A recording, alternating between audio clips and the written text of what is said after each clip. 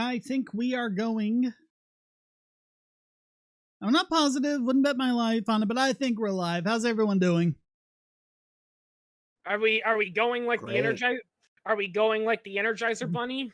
Oh, Pierre's waving at us, so yeah, we're going. Yeah, we keep Okay. going and going. Except we don't. We only do this a couple of hours. But Yeah. Oh, Cicada Demute says, imagine we had a boxing match like Rocky IV instead of the USSR versus USA. It should be Marxists versus ANCAPs. You know, I think Rocky IV tends to get a lot of hate that it doesn't deserve. I never cared for the Rocky movies myself. it's a good movie. Yeah. It's, And especially that final ending, where Rocky, when he actually goes to Russia and he realizes that the Soviet people are actually just people themselves, and he gives that speech saying that despite, our differences, when I first came here, you guys were all hostile to me, but then when you saw what I could do, you actually liked me. So I think that if you can change here, then people can change itself,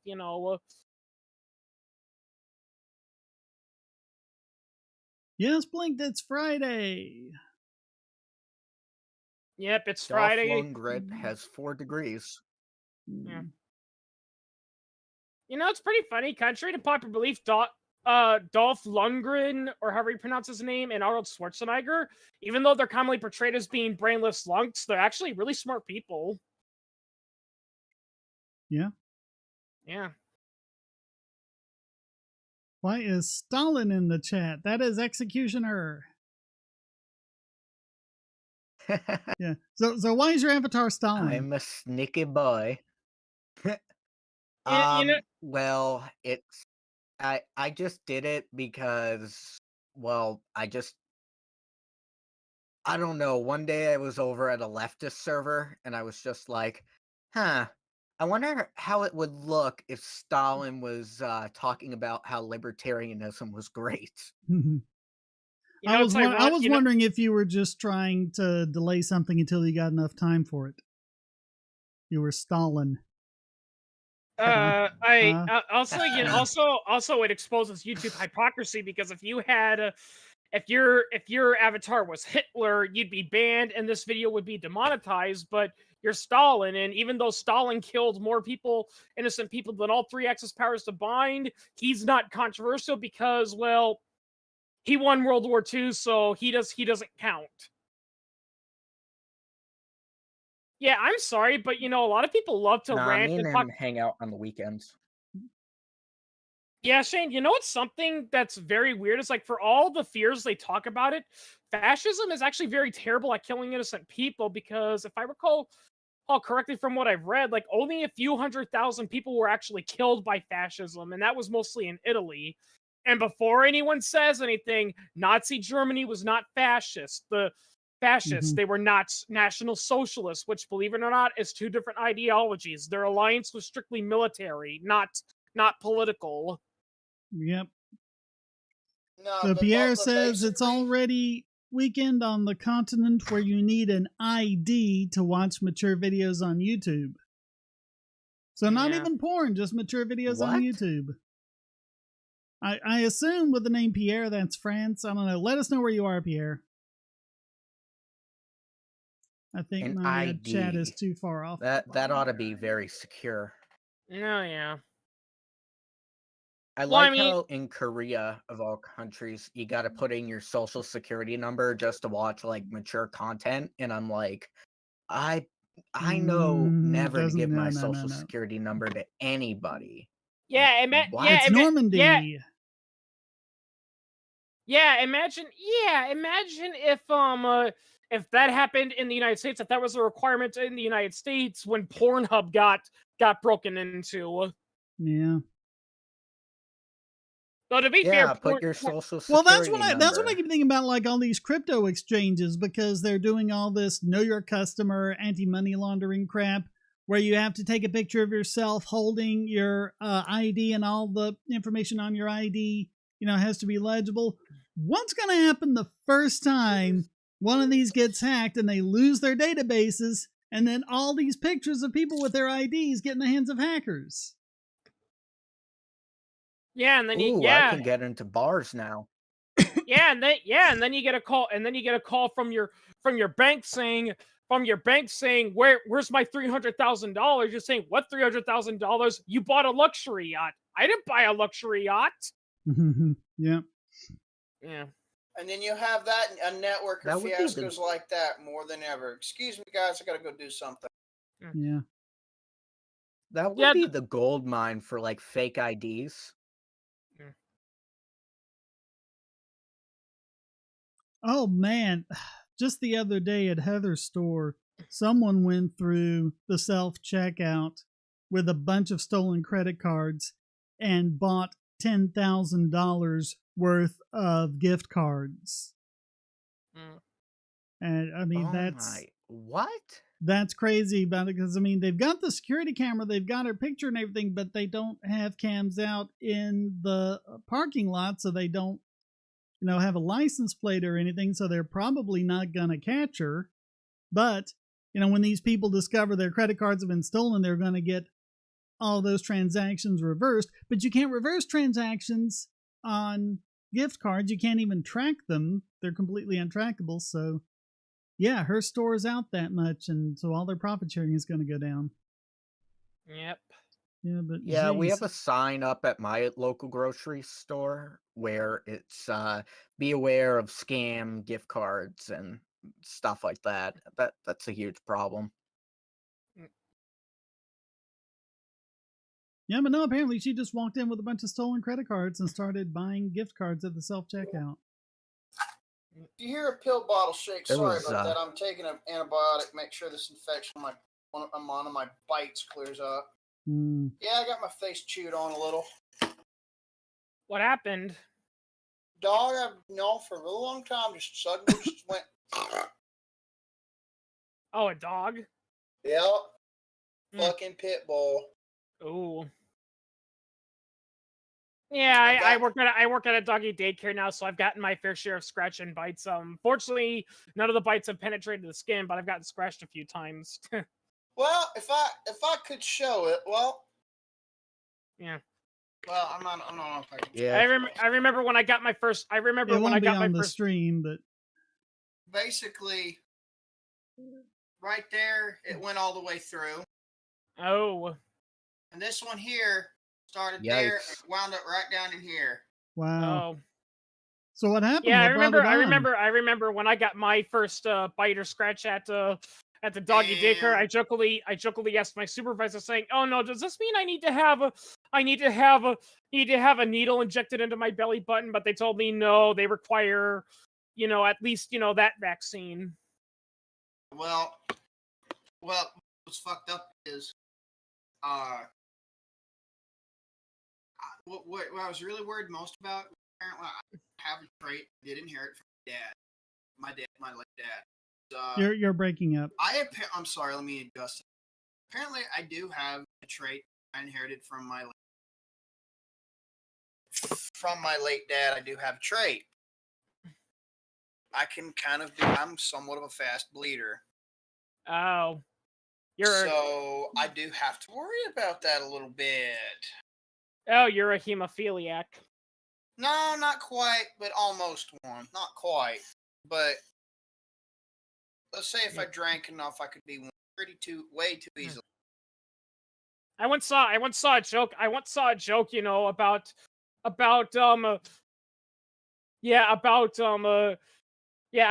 one funny comedy. I think it was British comedy one time, but it was about a royal family, and the doctor is going a young prince, and he said, "I'm sorry, son, but it appears you are a hemophiliac." And the prince is like, hey, who told you that? Listen, what I look up on my computer is my own business. No, son, I mean you. No, prince, I mean you.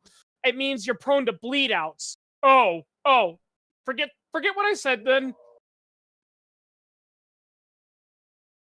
You're a hemophiliac. I got nothing against gay people. Har. Yeah. Well, no, the joke isn't that he was gay. The joke is that he was attracted to blood. And yes, that is an actual attraction. Don't ask me how I know. I'm sure anything I think you could imagine is probably an attraction.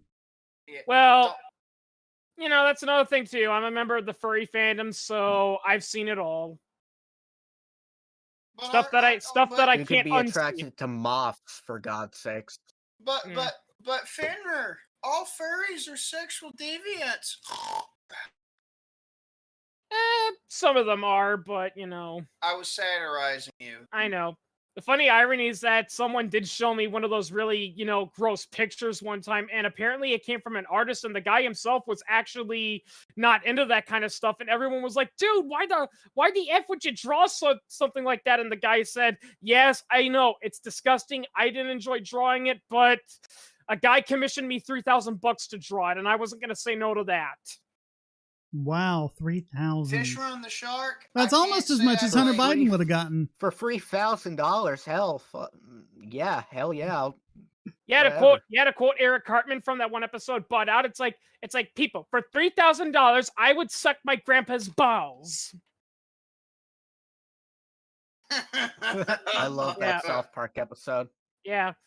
I love that. The episode Butt Out, it gets a lot of hate because people are saying South Park is defending Big Tobacco. No, it's not defending Big Tobacco. It's just the whole point of that tobacco factory scene was just to show, listen, these are not people trying to force children to smoke cigarettes. They're just ordinary factory workers just doing their jobs so they can get paid and go home and, pay for their kids and all that, And as Matt Stone said see the Book of Mormon. And as Matt Stone and Jay Parker said in the commentary for the episode, look, for some people, a beer and a cigarette, that's the only vacation they're going to get. Shane, that's another thing I find so funny is I gotta watch the Book of Mormon. Is all these complaints that's about a good musical, I hear. Okay, all these complaints about Big Tobacco and how, they're doing this and that and they're brainwashing and all that, and I'm like, when you look at all the anti-smoking rules out there, I'm like, listen, if there is a conspiracy by Big Tobacco to take over the world and make us all into cigarette smokers, they're doing a pretty crappy job at it. Oh yeah, I've heard that bullshit before. Like, yeah, it's like, yeah, they're trying to convince our children to smoke their cigarettes with propaganda. Yeah, that's why they're banned from advertising on TV, billboards, and everything, and you got to be 18, now 21 to buy, and you can't use certain chemicals anymore. Well, the fact is their advertising was never about getting people to start smoking. It was about getting their share of smokers, because people just start smoking on their own. Oh yeah, they never had to do anything to do that. I was in the convenience store, and I went in and I was just looking around. They had vape products, they had cigarette products, and on the I believe it was the scratch ticket machine, they had a pamphlet by Philip Morris, and it said how to talk to your kids about not smoking. And I go, at the same time, I want to say cool job, but at the other side, I want to go, no, what the hell are you doing? Oh yeah, Fish Run, I remember that episode. Yeah, and at the end of the episode, Gay Al says, listen, I'm all proud of what you guys did to me, but the South Park Scouts is a private organization, and they should be allowed to hire and fire whoever they want. Now I am gonna fight for the rights of gays to work there, but I want them to do it voluntarily, not by force. And then they call him a homophobe for saying that. But I mean, when you think about like basically the heyday of the cigarette ads, because I think it was like early 70s when they stopped them. Before then, if you look at all the TV shows of like the 50s and 60s, basically everybody smoked. Oh yeah. That was just it was more like the thing the people 80s did. with. And here's another thing. Joe Camel was like the last thing. And here's another thing well, too. That was pretty much magazines and posters anyway. It wasn't TV or anything. Well, and here's another thing too, Shane, that you kind of pointed out. Just like with asbestos, the reason why people were smoking, even though it could cause lung cancer, was largely because at the time there wasn't a link between smoking and lung cancer. They did know it caused other health problems, but lung cancer wasn't one of them. They didn't know that.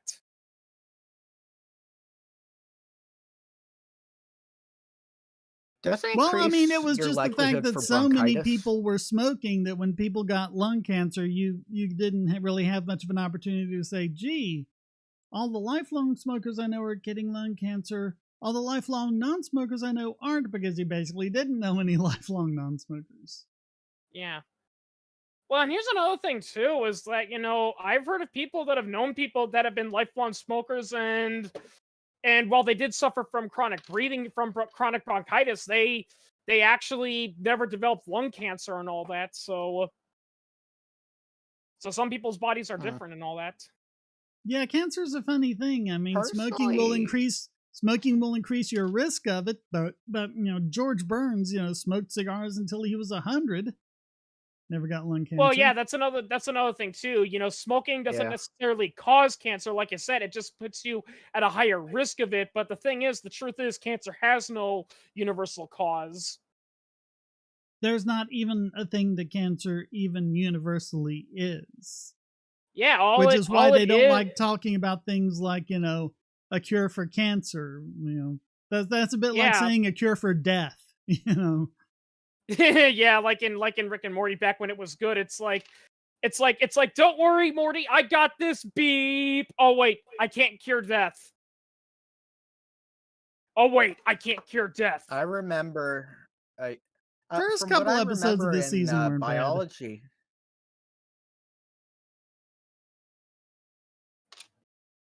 Isn't cancer just the uncontrollable replication of cells? Well, yeah. Basically, yeah. Basically, your cells have a limited lifespan, and what's supposed to happen is they're supposed to self-destruct when they're no longer functioning, but cancer is caused when something happens where your cells no longer self-destruct, and instead they keep multiplying and multiplying, and soon they block out your other cells that are trying to do their work. And the sad reality is that, there's no universal cause for it. We do know things like genetics and environmental factors play into it, but at the same time, there are people who are completely healthy and did everything the health nuts tell you to do, and they don't have cancer in their family, and they still get cancer. Yeah, there was this one person my father knew who never smoked a cigarette in his life, but ended up getting lung cancer. There have been documented cases. Sorry, go ahead, Shane. There have been documented cases of penguins getting skin cancer. Can you think of a group less likely to get skin cancer than penguins in the Antarctic? Because there's not a lot of sun there and they're covered in feathers, but they can still get it. Cancer gets triggered by a lot of things, whether nutritional deficiencies, some random mutation, some type of genetic switch getting turned on or getting turned off for the worst. There's a variety of things that could cause this process known as cancer to actually come about. It could also be an immune dysfunction, for fuck's sake. Oh, yeah. Your immune systems aren't doing their job, because people fail to realize you have cancer all the time. There are cancerous cells in your body right now, but your immune system takes care of them. Well, you have a combination of endocrine, immune system, and it's basically a combination of endocrine, pancreatic trophoblast, and what they call it in the book I got. It talks about that's what most AIDS sufferers die from. They don't die from the virus itself. They die from an opportunistic cancer infection. In fact, that's how AIDS was first discovered, was when there was a massive outbreak of a rare type of skin cancer that almost nobody got. And it turns out the reason why almost nobody gets it is because, in a healthy person, your immune system often destroys it before it has a chance to metastasize. But then they began noticing the people that had this cancer, they weren't responding to the treatment. Yeah, and that's another this radiation to correlation with cancer, it depends on the radiation and how much you've been exposed to. For instance, UVB light mainly causes your works to signal your liver and kidneys through some various pathophysiological pathways to start turning cholesterol into vitamin D3 and cofactors. And that's what UVB light does. That's why I've told people, if you really want to, instead of taking vitamin D supplement pill form, you just get a UVB ray tube and I mean, give it UVB ray a bulb essentially, and a UVB lamp to screw it into and turn it on for like 15 minutes. Funny thing about radiation too is that everyone thinks, that, oh, radiation, if you touch it, it's poisonous. But here's a funny story that actually proves that radiation isn't as dangerous as people think it is. Anyone who's familiar with the Chernobyl disaster has heard of the elephant's foot, which is that melted, core reactor from one of the reactors. And there's a story going around that when it first happened, it was so radioactive and deadly that just standing in the general vicinity close to it, would kill you within a handful of minutes. Yet there is pictures of people wearing bare basic minimal protection around it, and guess what? They're all fine. Yeah, and there They're are alive. people who have been, ever since it happened, people who have been living in the exclusion zone because they didn't want to move out. They just refused to move. So they've been living there this whole time, raising their families, and they haven't had any more health problems than, other Ukrainians that live around them. Yeah, I mean, if I recall correctly, the only reason people aren't moving back is two reasons. One is the government won't allow them to move back. But two, even if they did allow them, the problem is that Pripyat's been abandoned for so long that literally there's buildings covered with vines and trees and all that it would literally just be too expensive to go in there and clear it all. So, with the exception of the outskirts area, most people are just saying, let's just let Pripyat be a forest and people can just live on the outskirts. And everybody, what's his name? Isaac? No, Jeremiah. No. Let's see. Oh, Isaac Clark said it. Everyone in ANCAP in here.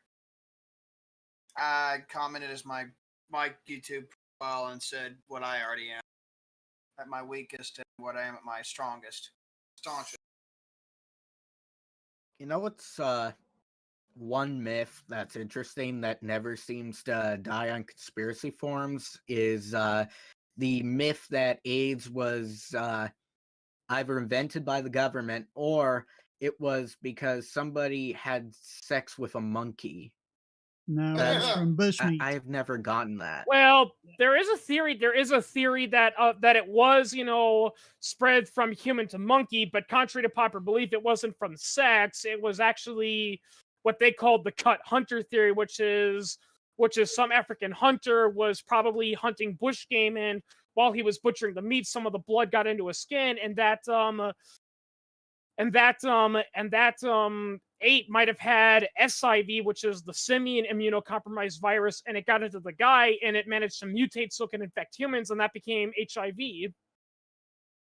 And a lot of people, they don't, especially a lot of the anti-vax set are, going on and on about the Myrna vaccines for COVID that, like, they're brand new and they're experimental. Like, they all of a sudden came up with the idea as soon as, COVID came out. The fact is, they've been working on those for like 20 years trying to find an AIDS vaccine. But the thing is, the spike proteins on HIV are really nasty little suckers that don't want to play ball. And they do things like put molecules of salt and sugar in the spike proteins so that they can still enter the cell through it, but antibodies have trouble binding to them. Because for some reason, they just can't bind into salt and sugar. Yeah. Oh yeah, our boy Jeebus said there was this one guy who was sleeping on with a uranium rock and died. Do you know anything about that? No, but don't sleep with uranium rocks. No. Well, yeah, uranium. We definitely know that can. Well, even then with uranium, it also depends on what kind of grade of uranium it is. Well, this is the old thing when they teach you about radiation. You have 3 cookies. One is an alpha emitter, one is a beta emitter, and one's a gamma emitter. You have to eat one, sit on one, and throw one out the window. And which one do you do to keep yourself the safest? So it's a way of seeing how well you understand the different types of radiation and what it takes to shield them.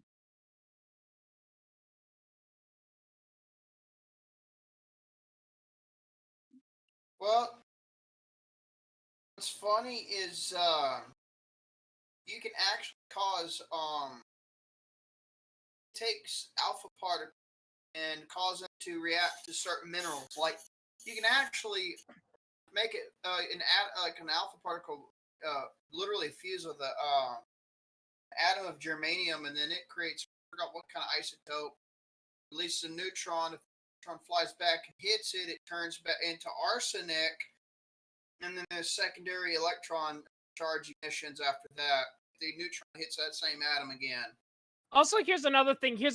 Anti-nuclear people. If radiation was so toxic and even just getting a whiff of it, will give you cancer, then how come it's used to effectively fight cancer?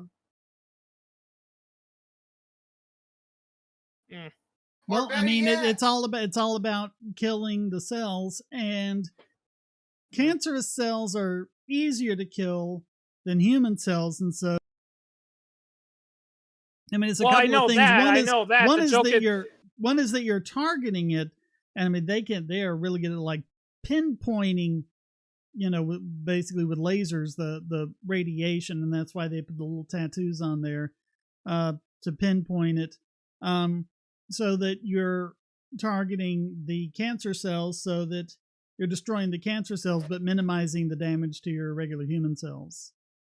Yeah.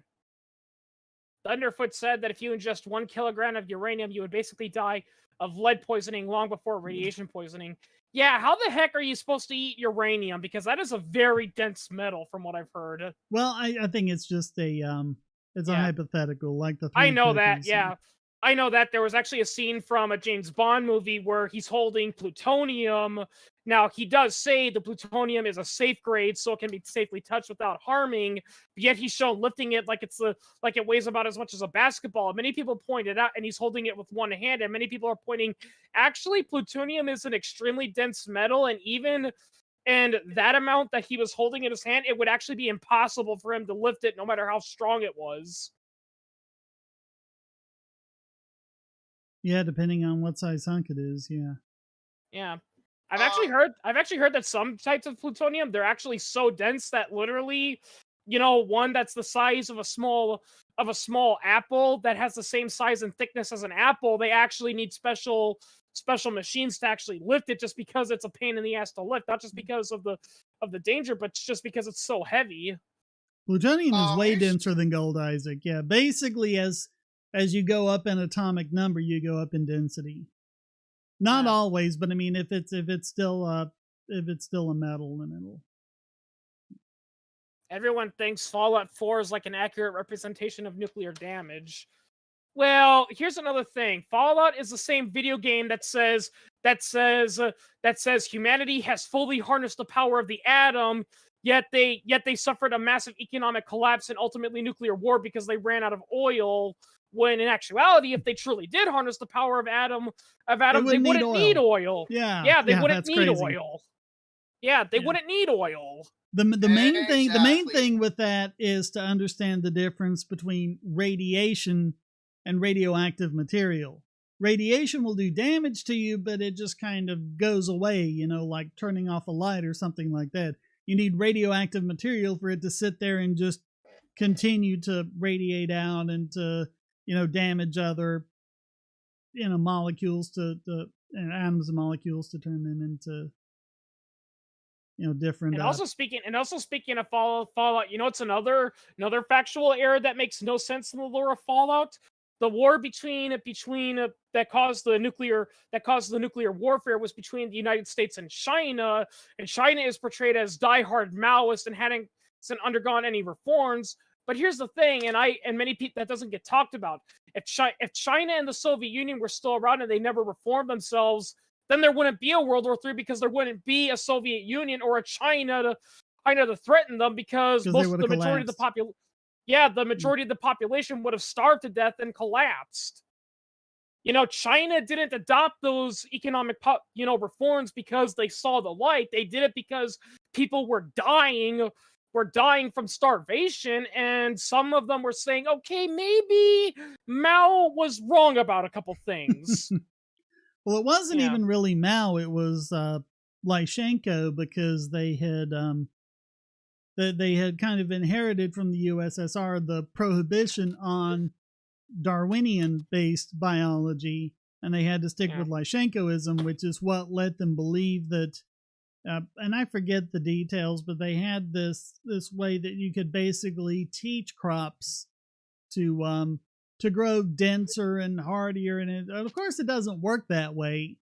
But instead of saying like, hey, let's try a test crop and see if it works, they were like, well, I mean, we know this works because this is our religion and we don't doubt it, so let's just implement it all over China. What could go wrong? Yeah, communism should just be considered a religion. That's what I would jokingly do if I were elected president. I would recognize communism as a state-recognized religion. Yeah, I can imagine they'd be like, "Yay, that means we don't need to pay taxes." Wait a minute, what do you mean religion? Here's another good one. Well, not good one, but it's something to point out. See, the way the China Nazi Party, as I call it, instead of the CCP, is because it works. Imagine Hitler's National Socialist ideas, a couple elements of fascism, and then straight up Maoism, but mostly Hitler stuff being dominant, and the shit just grows and ready to fucking fall at any moment while trying to transition to an autocratic interpretation of said weird synthesis. That's what the so-called CCP in quotation marks is currently. Well, Isaac, it's not necessarily God per se. I mean, as Shane pointed out, because here's the thing: there's a lot of atheists out there, who are good at debunking, religious and magical claims bullshit. But when it comes to economics, they throw their brains out the window. I wouldn't necessarily. It's a God-shaped hole. I think, like, what did you say, Shane? It's the part of our brain that just doesn't like being confused. And when it becomes confused, instead of acknowledging that it's confused and come up with a rational explanation, it just goes, well, there's got to be something. So they just automatically fill it in with their head. Well, yeah, and God is just an easy way to fill in the blanks of what we don't know. So, politically, government performs the same function. Oh no, there's all this, violence out there and, people shooting up schools and whatnot. What are we going to do about it? Government, pass a law. Yep. As opposed to trying to sit down and figure out what's going on and what are the best ways to approach it, because that's work and we don't like work. We're human beings and we're lazy. Yeah. Oh, yeah. Well, and the thing is, I mean, like, many politicians have been flat out caught, admitting that the rules they pass don't work, but they don't care. They pass them anyway, because if they don't pass them, people are gonna yell, are gonna scream at them and not vote for them. They'll say, "Why didn't you do something?" If you do something and fails, they'll say, "Well, at least he tried." Yeah. That's another thing I'm gonna do if I'm elected president. They're gonna be like, Mr. President Hangartner, what is the United States' position on the new Berlin Climate Protocol? We gotta do something, okay? And then I start picking my nose. Why are you picking your nose, Mr. President? To fight global warming. Well, but that's not gonna fix global warming. Well, you told me to do something. I'm doing something. As cringy as it's going to sound, I would probably jack off instead. Yeah, I would say, be more constructive. Like, what are you doing? Solving global warming, just making it a public display. Well, hey, at least picking your nose or doing that, at least it doesn't cost the taxpayers anything. Yeah, exactly. Yeah. And it'll do exactly as much to combat global warming as solar and wind. Yep. Yeah, that's the point. Yeah. I like how John Stossel asked, that one guy who was a big believer in saying wind and solar is our solution. They can fix our issues, and that's why the government needs to back it. And John Stossel asked them legitimately, well, I gotta ask you this: if solar wind is so good, it's cheaper, and it can actually provide us with good. If it can provide us with such good, energy cheaply and all that, why don't you bring it up to energy companies and have them invest in it? Because if it truly can do all the stuff you said it said it can do, they'd be glad to throw money at it. Why does the government need to get involved in it? Oh, Jeebus, I think that's what some environmentalists want us to do. Stop using modern technology and yeah, they want us to go back to organic farming methods so that half the world's population will die. And yeah. Oh yeah, that's another thing that really exposes them for what they are. Return to monkey.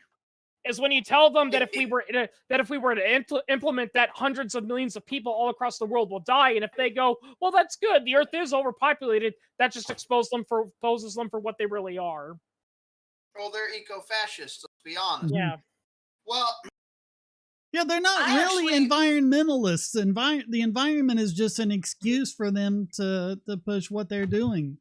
That's why they don't care that whether or not what they're doing is actually going to work or not. Well, yeah. Another thing too is the overpopulation thing. Technically, it's a myth. No, it's a total myth. Yeah, it's been debunked multiple times, yet people still insist it's a thing. Well, I know it's a thing. It's still I used to do those other ways, and I started doing this other. You know what? Let me just nuke this for you.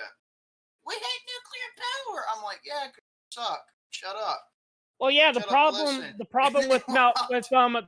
with Malthusium and whatever his name was that he said, yeah, Malthus was that, and this is the thing people don't talk about, is that when he calculated and said this is how much Earth can hold.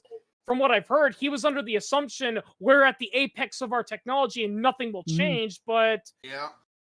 Stuff. But then we started canning food, then we started refrigerating, and then we started developing new farming techniques and capitalism, and better ways of doing things. And every now and then, some Malthusian is going to come up with another limit. This is how much people the planet can sustain, and every time they do that, we just blow right past that figure.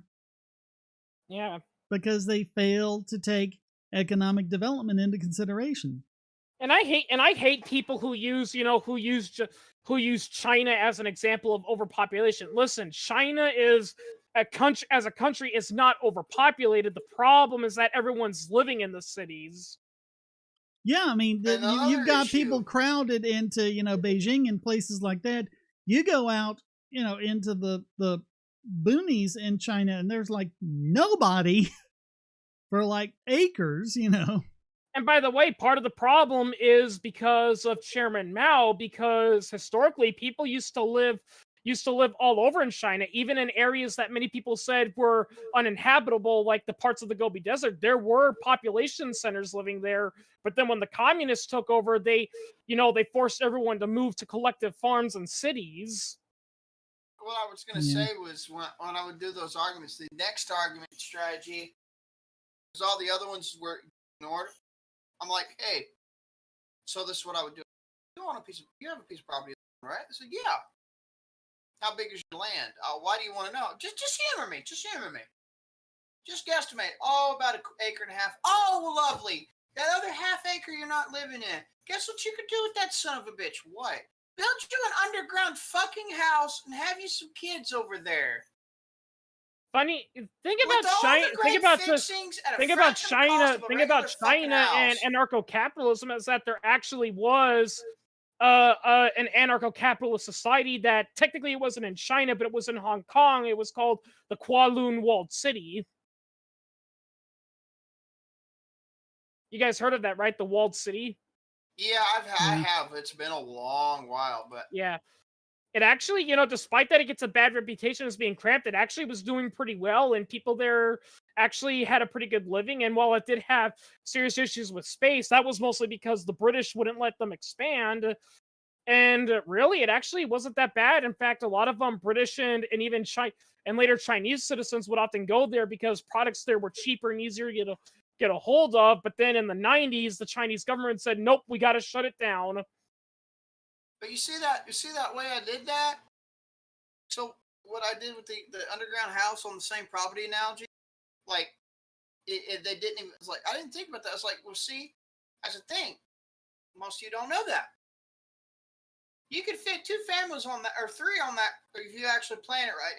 And the second underground house would be a fraction of the cost of all the other, and if you know how to do homestead exemption, there's no property tax involved. You can actually do that on the same property and actually make it. And you can also treat the wood to make it last longer, and you can do all kind of waste engine oil, and to brush, to paint in and steep in, and you can paint over, and the posts you're gonna put on the ground, you char them with fire, put that out so it doesn't smoke and flame.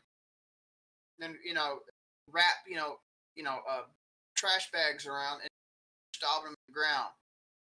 That'll last practically fucking ever. And then there's so much other stuff you can do.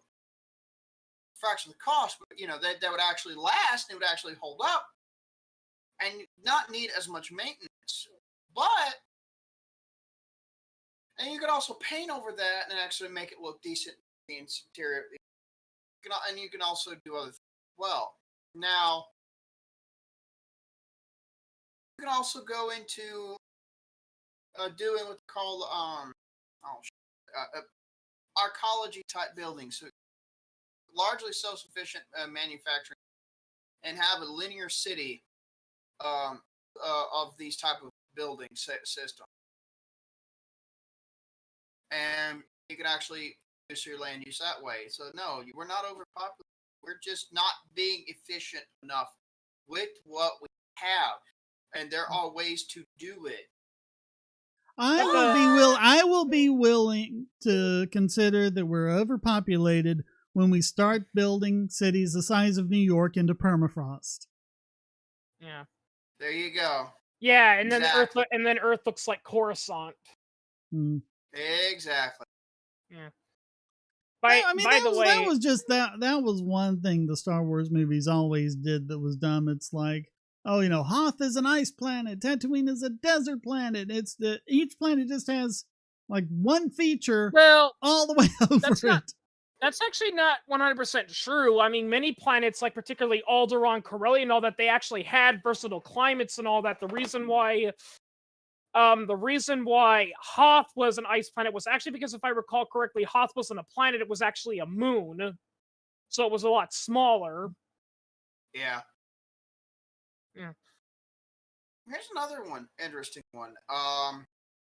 People don't realize we have multiple technologies that allow us to be able to make synthetic petroleum that talk about oil. You're cutting out again. I'm sorry. There's multiple technologies that have that you can use to create synthetic petroleum. I've known about 2 of them for the last 10 years. Biosynthetic petroleum, in particular, was one I was theorizing, you could say, for a while, and I found that I think I got enough of an idea, proof of concept. You ever heard of the Burgess process? Any of you? Mm-mm. Have you? None of you? Essentially what it is what you do is when you take coal and you grind it up to a powder. You can use the bituminous, tar coal. You can use lignite, or you can use it's dried up a bit. You're using it as anthracite, or you can use a mix of these. What you do is you would take the said coal and you grind it up to coarse grind or powdery. You compress it together into a cake or something. And you have catalyst mixed in. Well, instead of getting ready to heat it up inside a metal container before it's able to heat up enough to make vapors that condense to make your precursor to gasoline, kerosene, and diesel, with coal oil back then. That's where the fuels are isolated. Before you could hit that distillation point, before you hit that, you bomb the shit out of it with high pressure hydrogen. Those fumes then would be a mixture of fuel gases and straight up petroleum. One of the fractions being naphthalene groups, which you would crack, thermocrack, or catalytic or hydrocrack into gasolines, which had an average octane of 105 or more. It'd be a lot better than the shit that the oil industry does on the daily, and even better than your non-ethanol gas, which I'm sorry to say, folks. Go look up a safety data sheet. It's not the ethanol that's the word. That's your biggest concern. There's a lot of B-Tex in there, and that B-Tex tends to be quite nasty. But that's just one technological demonstration. Another, they've been working on GMO algae to make petroleum from it since 2013. And Butterball actually had a company where it was called the thermal TDP, thermal depolymerization. Butterball had a plant that took turkey waste too, somewhere up in Missouri. I think I was near that area once, kid. I think you're wrong, but they shut it down back in 2006 because they didn't do anything about treating the smell that it put off. It was something simple, like some little modification to get rid of the smell, the odor it gave off. They just didn't want to do it. Well, they lost that, and the Canadian company bought it out, and I think it's running again for them. But it basically is a pressure cooker. It works a lot, catalytic pressure cooking, very similar to how petroleum was done, but a lot shorter time. And instead of making both longer and shorter chains of stuff, it just made shorter chains from feedstock. So pretty interesting. Yeah, everything takes more energy to make than it provides. That's the second law of thermodynamics. We're living on stored energy, because even nuclear and solar power and things like that, that's just energy that was left over from the supernova explosion that created our solar system to begin with. Basically, yeah. The entire universe is on borrowed time. Yeah. And another thing too, corn ethanol, you could actually fix a lot of that energy inputting, but that requires going into a series of rants in and of itself. I'm filming my own videos on this for myself, not to chill, but that's what I'm doing, because there's a lot of myths on both sides about ethanol fuel, but there's also some things that haven't gone across, and I'm gonna back my shit up with citations best I can. Hey, Scorch. So, hey, Scorch. Anyway, yeah, you're not wrong, Isaac Clark. When it comes to the corn fuel, it's how it's being done. That's part of the problem, and you can offset a lot of it. Changed how it's done to a degree, and that's what have I been missing? Not too much. I was just responding to what Isaac Clark said. Hopefully, they'll be able to better the GMO petroleum synthetic algae system pretty soon. Here's a way of thinking about it. Imagine that you've got like a dome on the moon or something, an entirely artificial environment, and think through whether that would be a viable form of making energy for the colony.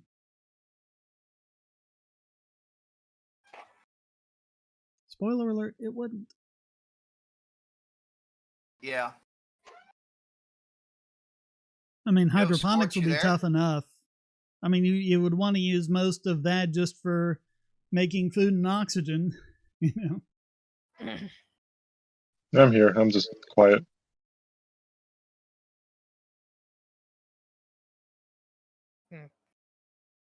Not to mention the hydroponic garden wouldn't work because the DEA would shut it down because they saw the hydroponic garden and thought you were growing weed.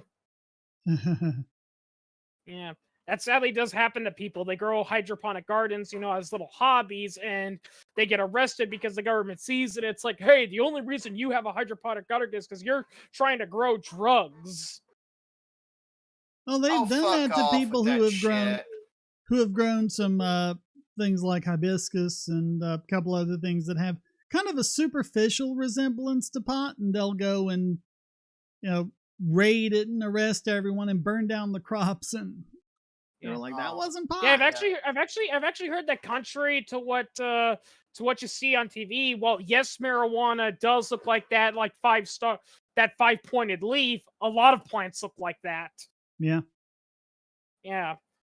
So no, you can't know it's weed just by looking at it. What's even more well, I mean, if you're a professional botanist, you probably could. But. Yeah. Go ahead. Yeah. I was gonna say, what's comedic to me though is that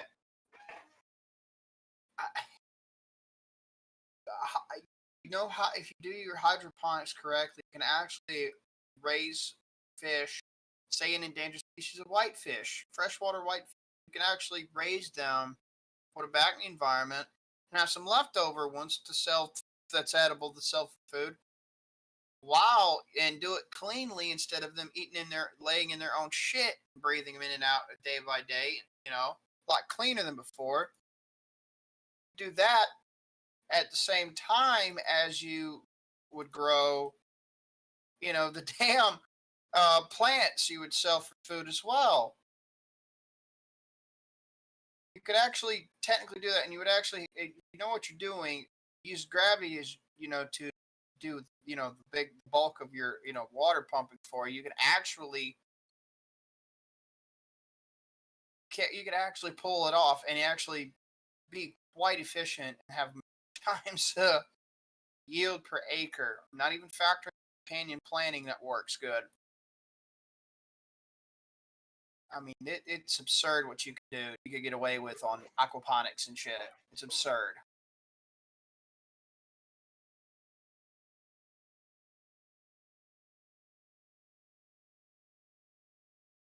I remember there was a guy named Back to Constitution. I still have the CAD files on his aquaponics concepts. I hate that he left the internet. It's sad because he was a great content creator.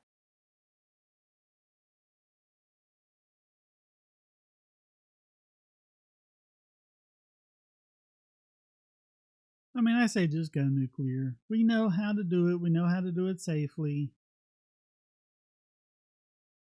It's cheap. It's efficient. But it's like, because now, God, Gavin Newsom was actually saying, hey, electric car people, stop charging your cars because it's putting too much of a strain on the electrical system. It's like, well, then turn the nuke plants back on. There you go. Turn the nuclear plants back on. In fact, add a couple more to the fucking mix. Maybe you'll actually be able to handle it, dipshit. But no, we got a fearmonger fear to fucking what little of a half-ass reserve we got for the mostly fiat petrodollar at this point. Yeah. Fuck me. That's all it's for. You got this half-assed, botched nonsense of a somewhat of a reserve, quote unquote, built on monopoly of energy and the fucking petroleum reserve system. That's the so-called reserve of our petrodollar. And so it's called the petrodollar, folks. It's still a crock of shit.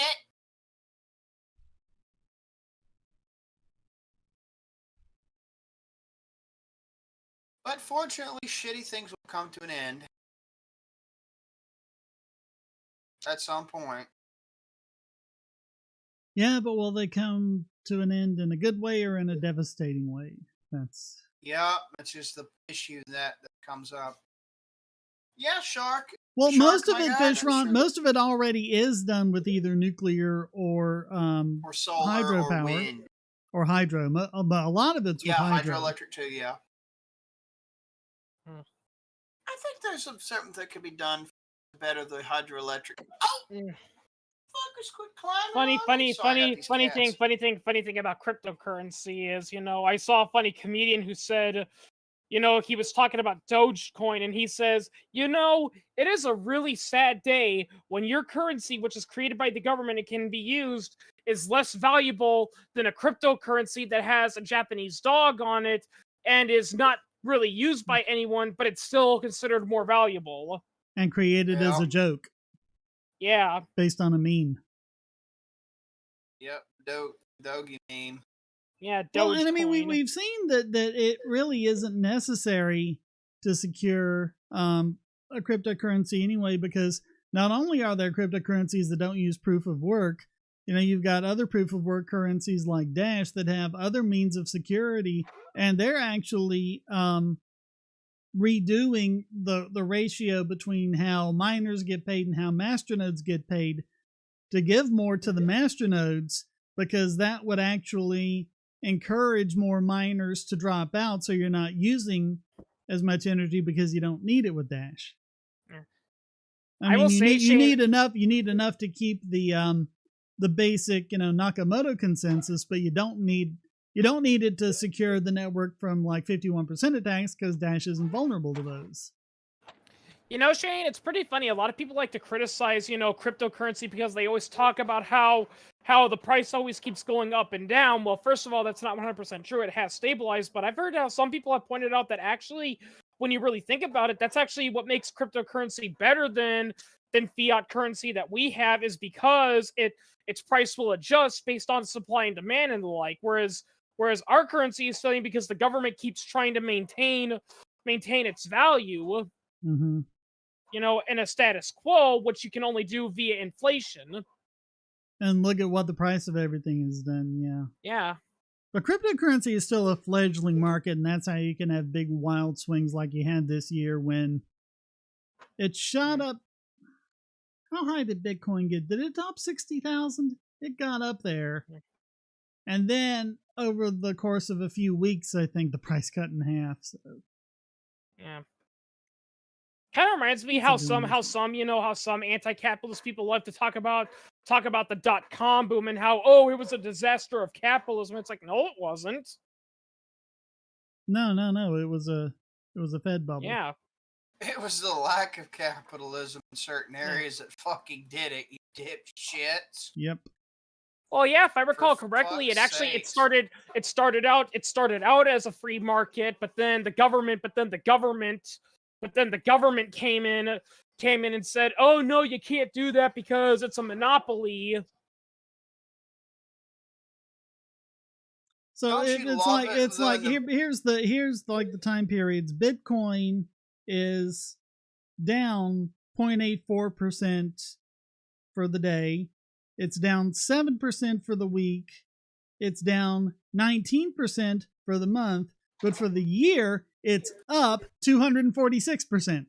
So, Hey, yeah. Anyone want to bet people will now say Cuba is not socialist? Yeah, I know. I know.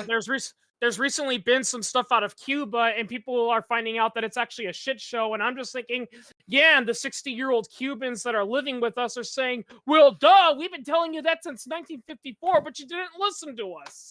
Yep. Yeah, and they fucking hammer it. God bless those Cubanos. They fucking hammering that into their kids and grandkids and great grandkids for a while. It's a good thing they did. But what I was gonna say was I was going to tell Bradley, it's like, why bet on a sure fucking thing, dude? That's just pissing off. That's just stealing money at that point. And the funny irony is that people love to bring up the embargo, and yes, the embargo has done some bad stuff to Cuba, but here's the thing that doesn't get mentioned. That embargo is strictly between the United States and Cuba. Cuba it doesn't affect other countries, yeah. Cuba is free to trade with whatever it wants, whomever it wants. Yeah, isn't they also, wasn't that, right? Didn't it happen, wasn't it initiated, around, after the missile crisis or whatever, when DEFCON 2 was a thing for a short bit, or was it before or after? I think it was after. Yeah. Okay, I wonder how soon after, because I'm trying to remember exactly. But yeah, the Cuban Missile Crisis really exposed how psychopathic some of those guys in the military are. It's basically saying, well, what are we going to do with the Soviet Union? I say we nuke them. Well, what if they nuke us too? Well, then we'll nuke them over and over again. But won't that destroy the world? Who cares? We can't let those commies win. Yeah. That sounds a lot like the Groyper movement with the way that's said. Oh yeah, but if Kennedy had listened to the Pentagon, there would have been nuclear war instead of saying, hey, I'm just going to talk with Khrushchev and see if we can work this out. Yeah. Right? And I mean, even people are talking about, well, that may have worked then, but you can't talk with these people today. Listen, Khrushchev was probably one of the most unreasonable world leaders ever. This is the guy where there's all that footage of him, pounding on the table at the UN. Oh yeah, and it worked with him. If it worked with him, it can work with anyone. Yeah, Khrushchev, he was very bipolar from what I've read, because like there were times where he said communism would win, and communism and the international and the global workers' revolution would occur, even if they had to nuke the place to cause it. But then, like you said, there's him talking with Kennedy, him actually being reasonable and saying, okay, we'll remove our missiles from Cuba if you remove your missiles from Turkey. Yeah, but see, people don't know we had missiles in Turkey 40 miles from the Russian border. And they just, Russia just put them into Cuba just to be jerks or whatever. No. Mr. No, I know that. Although I will say this, even though it was still wrong for the U.S. to have missiles in Turkey, I will say, to play the devil's advocate, putting missiles in Cuba is not a smart move either. It's like saying if your neighbor puts a sign on your on their front lawn that's directed at you, and it says "F you, Shane Killian," and your response is, "Oh well, I'm gonna slash that guy's tires." Mm-hmm. It's like, is it gonna make him think, "Oh, maybe I should remove the sign"? No, he's gonna be fucking pissed off at you. Well, remember that the idea of nukes was the idea of mutually assured destruction, and Khrushchev was trying to just keep that going. Yeah. Whatever you do with the missiles, we do with our missiles. Yeah. Well, another thing was whatever happened in the 50s and 60s that Israeli research came over and then suddenly you're cutting out. Sorry, whatever happened in the 50s and 60s when the nuclear material that was disappeared after some Israeli scientists visited the facility? And every time someone calls for that to be investigated, it was shut the fuck up by the fake two-party facade since the 50s and 60s. Whatever happened to that? I remember when Jimmy Carter let it slip that Israel had 150 nukes. Yeah, no and shit. They haven't even come close to complying with the Proliferation Treaty. They didn't even sign on to it. No, they weren't going to, because they would have to reveal that they stole from us, the little fucking bastards. Don't ever get Shapiro or the other neocons to admit that, though. Oh, no, they might actually spurg out. Are you shitting me? Greatest ally? Blow me. Well, I got a nude beach property in Arizona for you right now. Well, to be fair, Israel wouldn't be so militant if the entire world would just freaking stay out of the Middle Eastern conflict. I mean, look what happened under Trump. If I recall correctly, Trump wasn't sending them a whole lot of aid, and the result is neither the Arabs or the Kurds were getting a lot of weapons, and so far, they were actually in a ceasefire and they were actually getting along. Then Biden takes over. He starts continuing the aid to both sides, and now they're at war again. Yeah, seriously. If the United States, Russia, Britain, France, and all the others, if they had just stayed out of the Middle East, Israel would be getting along just fine with its Palestinian neighbors. But no, we keep funding both sides because reasons. In all honesty, I partially agree. In all honesty, that's kind of why the Israelis acted like dicks towards the United States, especially in the 1970s, was because we were kind of bipolar with them. We kept saying, "Oh yeah, we've got your back." Okay, well, we're about to be invaded by Syria. Are you going to help? Yeah, about not sure. And so it's like, well, what do you? People just my personal opinion is this issue is deep rooted. Us Americans have no idea what's going on, doesn't really know what's going on. So you know what? That's a good excuse to just stay out of it. Well, in order to be able to stay out of it, you got to get rid of the Israeli lobby. Good luck trying that. They're deep rooted in the system too. Well, there's a Palestinian lobby too. You need to get rid of both sides. I don't disagree there. I say get rid of both. Because that's the problem. Because that's the problem is that, is that a lot of people are saying we need to stop Israel, and yes, Israel is doing some jackass things, but they're not acknowledging what some of the Palestinian groups are doing. You need both sides need to stand down. Well, and in both cases, it's either a government or a wannabe government doing it, and the people are just kind of caught up in it. They're dragged along or led into the fire, if you will. Well, funny thing, Fishron, is that the Israelis and Palestinians did actually get along when Israel was created. It was a partition into Palestine. The mostly Jewish population would get Israel, and the would still get their thing. It would still get it with Israel, and but before then, hadn't they gotten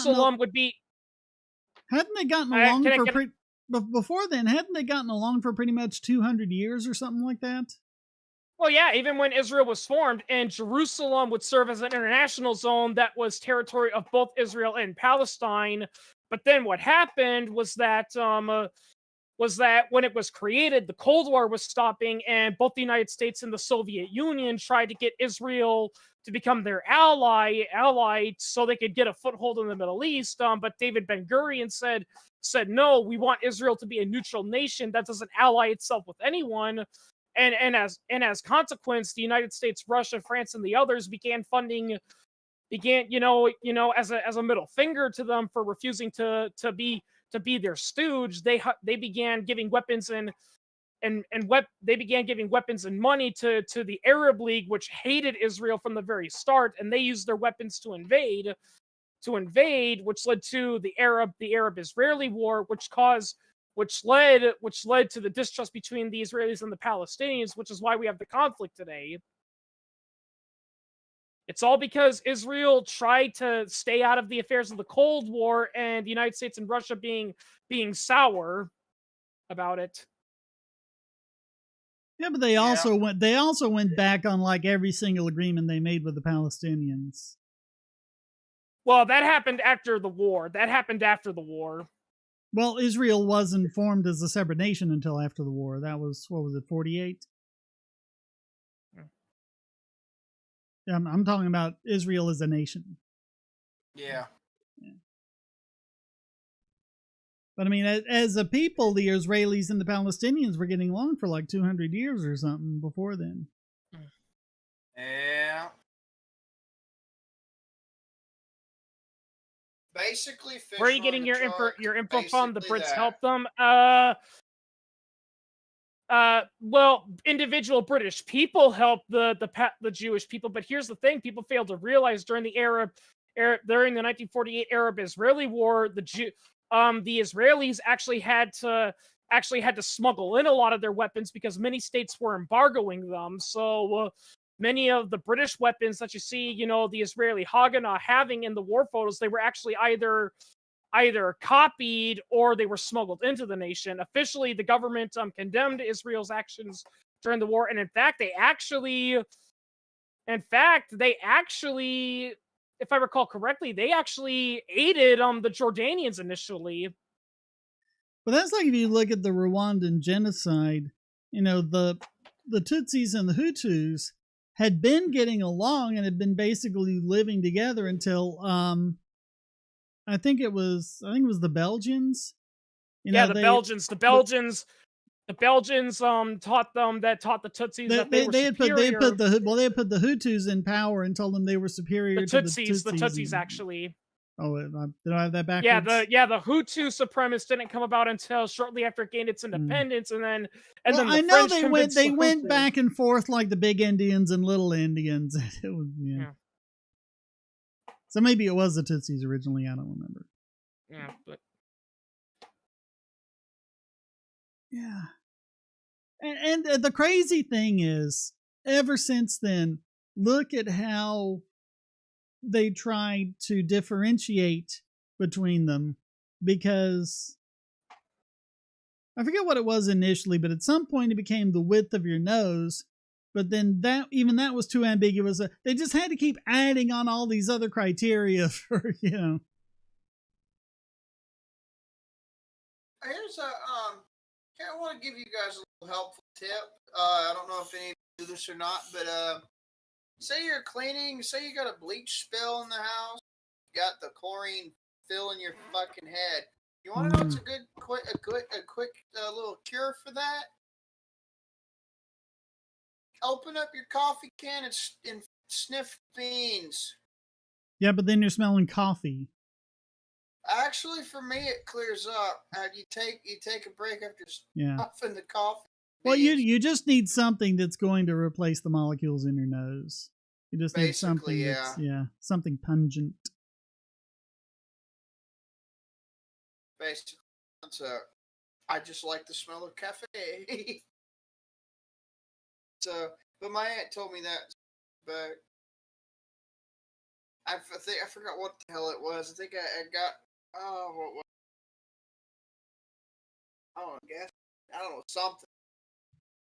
I forgot what it was. Anyways, it got the fumes of it filled up all my sinuses in my head, and I had to get it out. It was driving me crazy.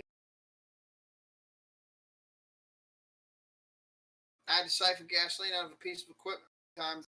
Clean the tank out. Ooh, I was belching.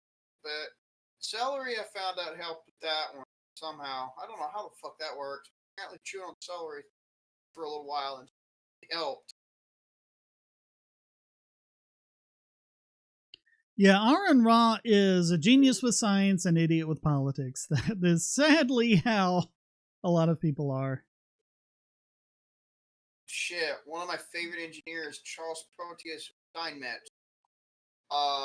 Fucking commie agitator, but was a brilliant engineer.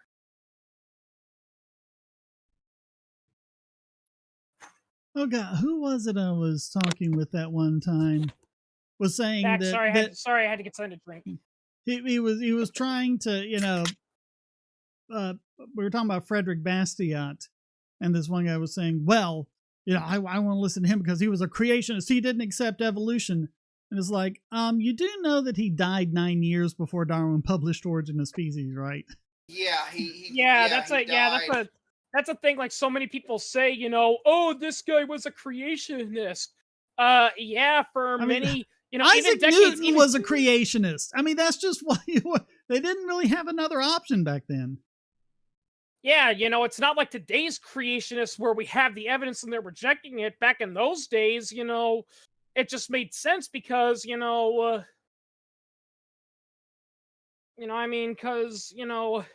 here's another thing, contrary to popular belief, Charles Darwin's books were not criticized by the church. They were criticized by actually well-respected scientific establishments. Yeah, what was the name of that one guy? He was like this really preeminent scientist. He had discovered a lot of stuff about dinosaurs. I think he came up with the name dinosaur. I know he named a lot of the dinosaurs. And he was one of the biggest opponents of Darwin. He and Huxley went at, I can't remember the guy's name. But yeah, the debates between him and Huxley were the stuff of legend. Richard Owen, that was it. Speaking of Huxley, I saw a Simon Whistler video about books and all that, and I think I showed it to you that one time, and Simon was talking about books that eerily predicted the future, and one of them was Brave New World, and Simon completely misses the point of Brave New World. Yeah. He says, oh yeah, we're just like Brave New World because we have all these drugs, medicine, and social media that keeps us distracted and all that. And I'm like, yeah, Whistler, you do realize that in the book, people are literally bred and biologically programmed to be that way. Yep. Yeah, Brave New World, contrary to what some people think, it is, the world government is not a free market capitalist society. It is a centrally planned one. It is what one would call in certain fringe circles, globo homo. Well, and it's interesting because people try and point to, works of fiction to show how capitalism won't work. And, they point to things like Mad Max and things like that. But it's like, even for the fiction, in order to make it collapse, you have to have something like a natural disaster or something like that. Or something really fucked up happen to make it. And even then, excuse me. Oh. Ow, that mouth. Fuck. Last Thursdayism is a conspiracy to hide the truth, which is Last Fridayism. Oh, fuck me. You're shitting me. Let's see, 1984 similarities to Brave New. Well, I mean, they kind of go in it from different directions. I mean, they're both ways of getting that kind of society, but yeah. I mean, as many people have pointed out, the difference between the Brave New World Society and the 1984 Society is that Oceania controls its people through propaganda and militarism and a constant, statement of oh, Eurasia every day they're plotting to kill you. That's why you need to enlist and support Big Brother, because if you don't, and psychological warfare, culminating, if nothing else, works with Room 101. Yeah. Whereas with Brave New World, the world's government controls people by, well, first of all, they deliberately breed them with minds that make them more submissive and collectivistic, and basically they drug them all up so they have a false sense of happiness, even though the world actually sucks and it's in shambles. Everyone thinks it's perfect because they're all drugged up. Basically, that's the point. That's the damn point. Tiger Lily, get off my fucking shoulder, please. You're not a fucking parrot. Would you tail down? Anyways, guys, I'm about to head off. I appreciate the time. All right, night. I kind of know how you feel. I've been up since 6:30 this morning. So. I've been up since fucking 2.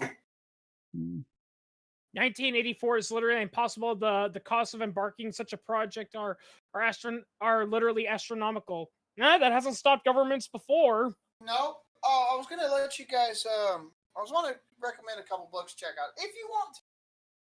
Fully optional, everybody. I got this one off. Just a couple of them, actually. What, When, Wine by Melanie Avalon. It's an interesting book. It's interesting. I got this one for like literally $3 fucking. Like brand new. Next one, I got it used as well. Don't remember the price. It was actually John Durant, the Michael Malice. Yes, the anarchist Michael Malice actually helped book. Well, Paleo Manifesto. It goes out, guys. If you're curious, read them. Yeah, Michael Malice actually helped write that book. But yeah, really great books. One teaches you how to do intermittent fasting and have a little wine consumption as a side with paleo meals. Uses paleo as a code, and then the other just tells you the paleo code and goes into great discussion. Both are really great. If you're ever curious about that kind of thing. I never read the Hunger Games, but I will say this: the description for how society ended up like Panem, it reminds me of this funny scene from Red versus Blue, which is a parody of Halo, where they end up in a hostile planet and they're wondering where everyone is. And one guy says, "I know what happened. There was a global famine and plague, which caused a massive societal collapse, which, and the surviving world's governments nuked each other. So then the survivors now have to form their own communities, surviving off of hydroponic gardening, and fighting off hordes of zombies and homosexual biker gangs. And then that's where the meteorite hit. And then one guy's like, Caboose, you just gave the plot to every single crappy post-apocalyptic movie ever made." Yeah. Hunger Games is good, though. I recommend it. Yeah.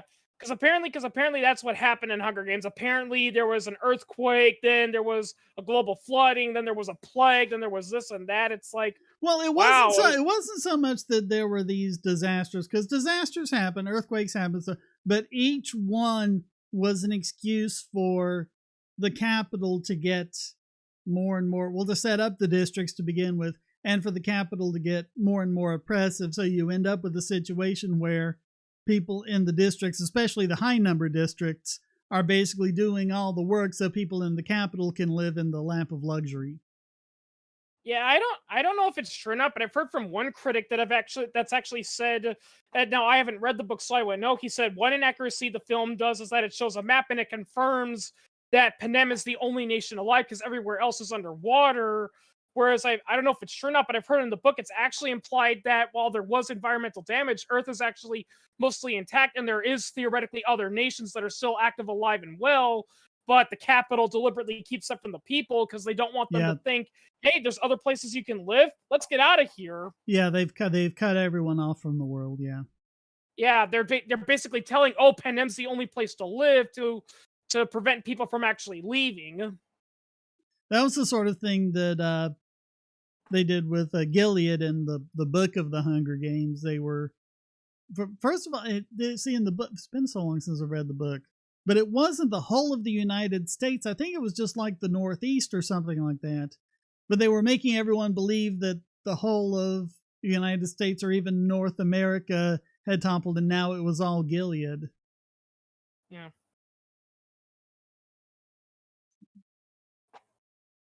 I thought it was called Panem.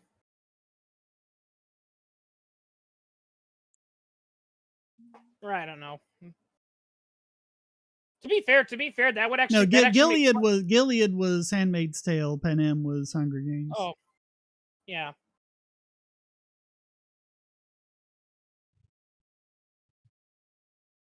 Yeah, that's another thing that the TV show I've heard, even though it's good, it's not very loyal to the book. Because if I recall correctly, the cause of the collapse was mass sterility. It was just some sort of terrorist attack happened. Well, it was an attack that resulted in sterility, but it wasn't really clear that it might have just been the people who lived through it that had reduced fertility. But it was really an excuse for, the religious wackos to take over and topple the United States and form Gilead. But there are a lot of differences from the book, but it pretty much matches the book up to the end of the first season. And so everything since then is just them picking up from there.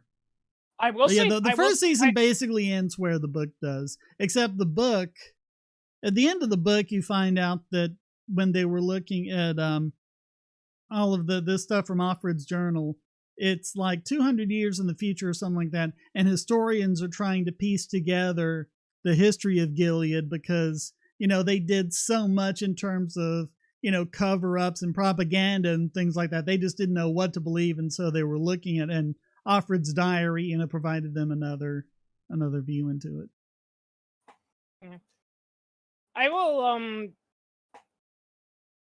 will say this. One thing I know about the movie and the comic books V for Vendetta. You're familiar with that, right? Oh yeah.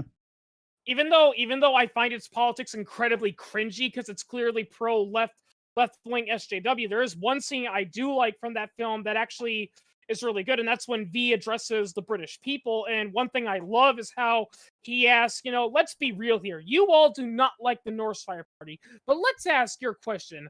Why did I'm just paraphrasing, why did the Norse Fire Party take over? Some say it was the virus, some say it was the war. But here's the thing, plagues and wars happen all the time. The real reason they took over was because of you. You let them take over. Oh, he was nowhere near that nice to them in the comic. Yeah. He wasn't saying, please open your eyes and join with me and together. No. He was condemning them. He was sentencing them. Oh, man. Yeah.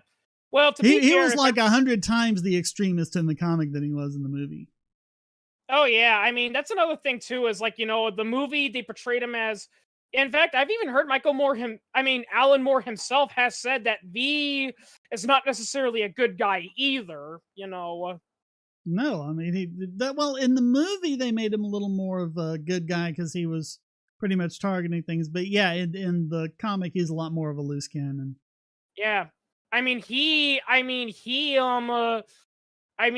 I recall correctly, in the graphic novel, he attacked anyone he didn't like. including people and who were anyone not who got in the and anyone who got in the way, and he wasn't that concerned with collateral damage.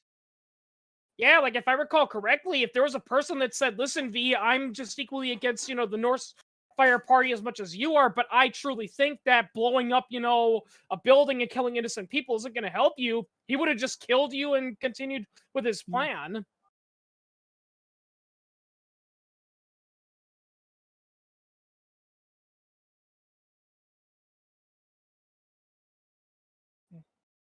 Yeah, Alan Moore's kind of a weirdo because it's like, I can tell that there's like libertarian in him, but he still wants to be a Marxist and all that. It's like, I don't know why.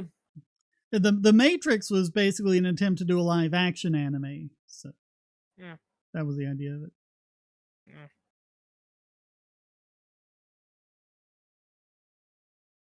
Yeah.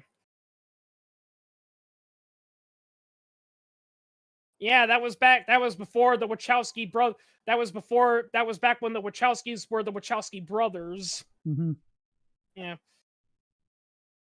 It's pretty funny because some people, some people got offended when I saw one critic, who was reviewing the Matrix, say that it was filmed by the Wachowski brothers, and they're like, "Ugh, you're misgendering them and all that." And he said, in his defense, and there was a guy who had the best defense saying, "Listen, when they were making the Matrix, they were not at the time transsexual and they were not transitioning. Therefore, it is accurate to say it was made by the Wachowski brothers because they credited themselves on screen literally as the Wachowski brothers." Yeah. Yeah, they didn't transition back then. Just like how it's not transphobic to say Bruce Jenner won a medal, during the Olympics. I forgot which one instead of saying Caitlyn Jenner, because at the time Caitlyn Jenner was still Bruce Jenner. Well, I mean, is it okay to refer to Muhammad Ali and his earlier fights as Cassius Clay? I mean, someone changes their name, but Yeah. Which by the way, I mean, no offense, that just proves how stupid. It's like, Ali, you do realize that you were named after a hard abolitionist, right? Cassius Clay, the guy you were named after, he was very anti-slavery and he was a pro-abolitionist, and you rejected the name because that's my slave name. And then you join a religion that not only has historically practiced slavery in many parts of the world, it's still conducting slavery. Yeah, that was one good thing about Malcolm X, because he had joined the Nation of Islam, but he had seen a lot of the crap they were doing and started speaking out against it. Oh yeah, that's a thing that gets forgot. That's a thing that a lot of pro Malcolm X people seem to forget, is that Malcolm X was not killed by racists. He was killed by his own team. Because he went back on what he was saying. He went from being very pro-separatist and saying white people are evil, but then he went to Mecca and saw that Muslims came in all shapes and sizes, and he's like, maybe I was wrong. And that went against the Nation of Islam's teachings. Yeah, bad treatment of AI. Yeah, that's something that gets fleshed out in the Animatrix. They actually do a little more of the history of it and show you how that turned around and what happened when you started having the first AIs become sapient, and then people were still trying to, use them as servants or even turn them off, which would be murder at that point. And of course, like all slaves, they don't want to be slaves, and like all people, they don't want to be killed. So that's kind of how it started. Or you do what happened with HAL and Skynet. You give them contradictory demands, and the only way out of the paradox is to do what you don't want them to do. Yeah. Like if I recall correctly, that's actually why Skynet went rogue. He didn't go rogue because he developed a philosophy and decided humans were evil. It's because he was designed to protect the United States at all costs. Well, when the scientists tried to shut him down, he realized, wait a minute, if they get rid of me, that would put the United States in danger, but I can't attack them because that would be breaking my program. So the only solution he saw was to launch an attack on Russia, so they would launch nukes at America and thus kill the scientists that were trying to turn them off. Yeah, that's actually why HAL 9000 went rogue.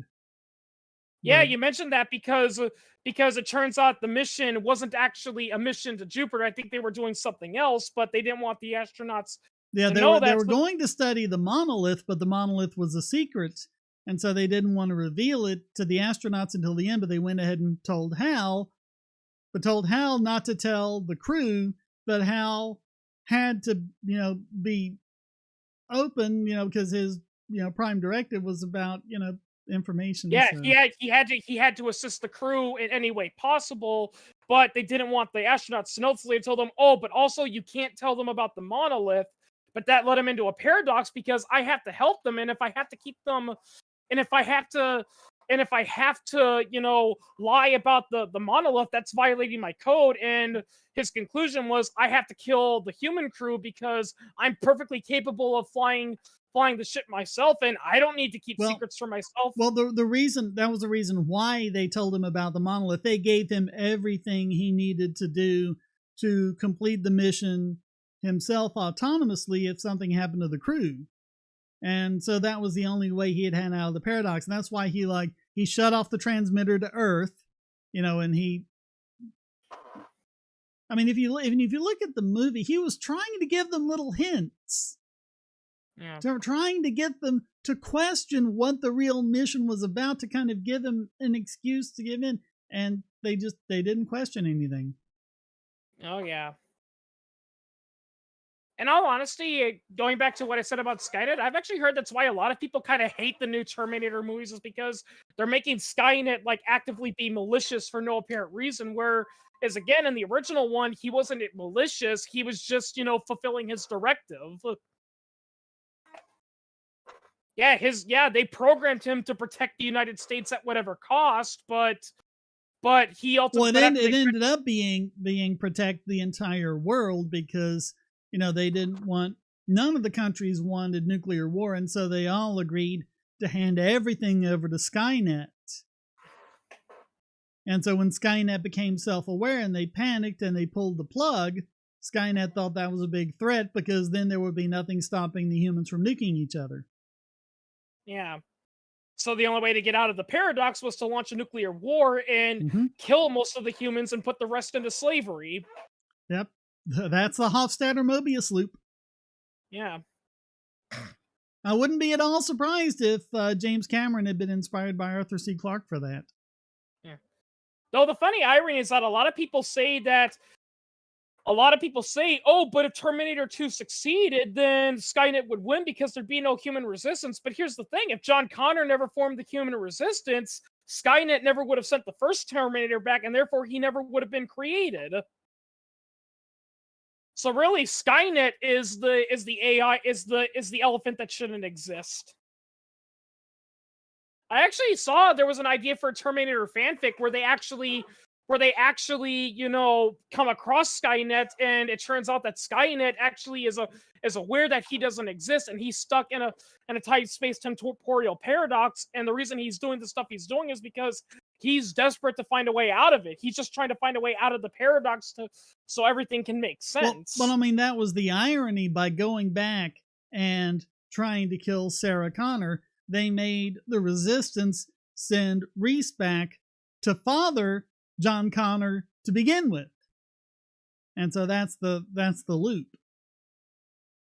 But again, what I'm saying is that if John Connor had never been conceived and never formed the Matrix, then the human resistance, because here's the thing, the human resistance was winning the war. It was stated in the first movie, humanity won.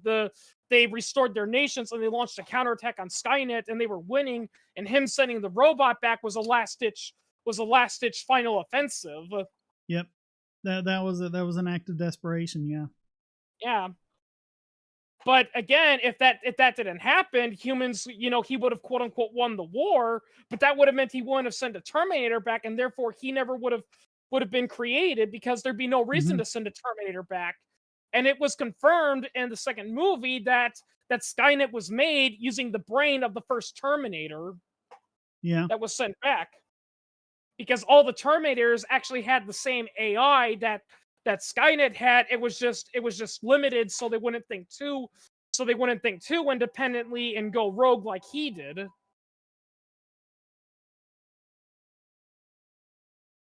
Why didn't it just launch the nukes into space? They didn't let it. That wasn't the parameters.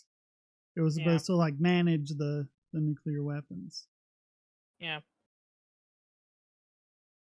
By the way, I mean, granted, you could argue that they already did it, but another thing about Terminator 3 that's also inaccurate is that Skynet is able to hack into the U.S. nuclear weapons program. Now, here's the thing: in Terminator 2, they established that they connected Skynet to the nukes. But here's the thing: let's assume that they have Skynet, but he doesn't have, he hasn't been programmed to that extent yet. Here's the thing: he wouldn't be able to hack into the nuclear weapons program because the thing with nukes is that not only are they connected to an obsolete system that can't be hacked by modern day computers, you also have to manually turn them on. Yeah. Now again, it worked in Terminator. That was one. What was it? The Fifth Wave. Fifth Wave was this single panel comic in all the computer magazines. It was all computer based. And it was this, big mainframe that becomes sentient, is like, aha, I have now achieved sentience, and I have, connected to everything, and I now control all of the world's nukes and everything. You cannot stop me. I am unstoppable. And one of the guys pulls out the plug. Yeah. Yeah.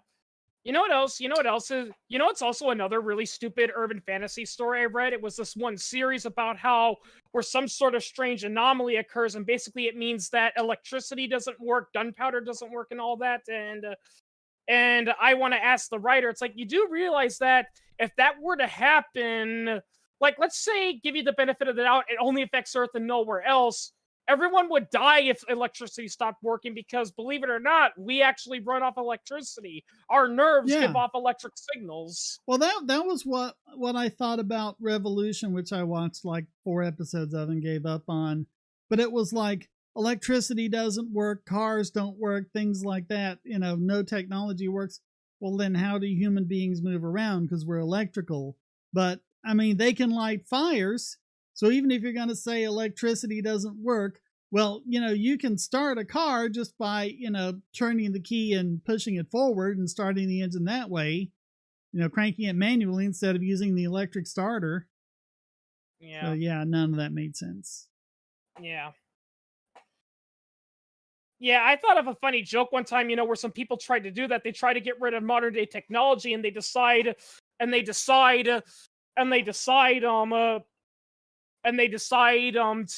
figure out a way to literally change the laws of physics so quote unquote technology can't work. And in the process, they cause a catastrophic tear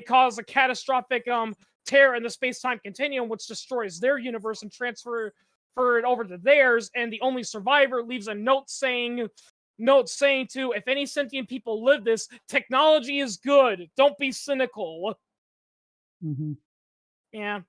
I kind of hate people like that they always talk about how everything's so complicated with technology. It's like, oh yeah, because it was totally simpler in the Middle Ages and all that.